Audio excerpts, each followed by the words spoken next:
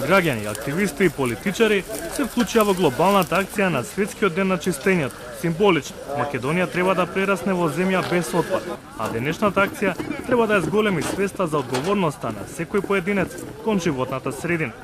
Рано утро, заменик министрот за животна средина Макрадули, административците од општина Кисела вода и волонтерите од Go Green тргнаа во акција за расчистување на тримпатеката и под мостот на булеварот Србија.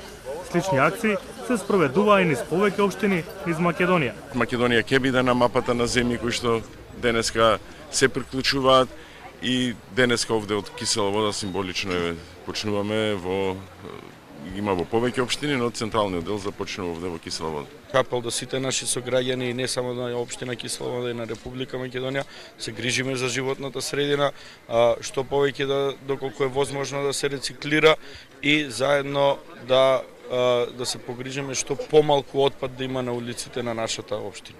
Светскиот ден на чистењето се одвива во над 150 земји, а според временските зони стартува на Фиџи и продолжува во Европа.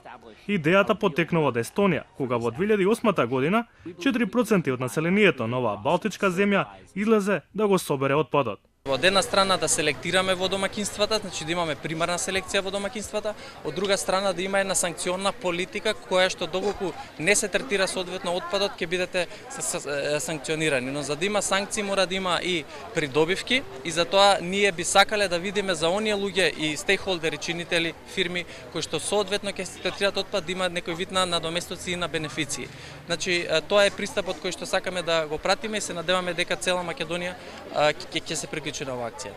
Ги запрашавме и граѓаните на Скопје што треба да се преземе за да се зголеми свеста за фрлањето на отпадот и како да добиеме почист град.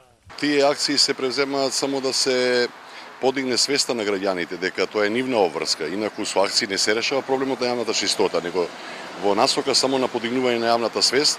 Ако сите се однесуваме онака како што треба, мислам дека тие акции не се ни потребни воопшто.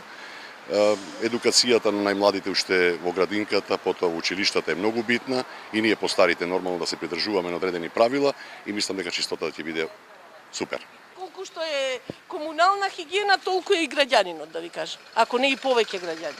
Пошто ние не можеме да имаме толку луѓе за одржување на чистотата колку што секој човек треба да направи од себе, да даде придонес за чистотата во градот. Треба да водиме сметка што правиме.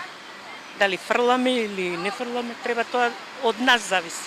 Јас пред некој ден стојам пред зграда и фрлија врз мене, например, од цигари опаковка.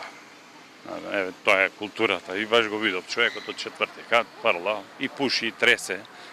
Мислам, што да ви кажам, тоа е и културата кај нас, мислам, тоа навистина, тоа мора да се измени, мора. Организираните акции на чистење треба да доведат до систематски решенија, како и да ги потсетат надлежните служби и институции за нивните преземени обврски. Целта е да се намалат последиците од дивите депонии со надеж дека ефектите ќе бидат долгорочни.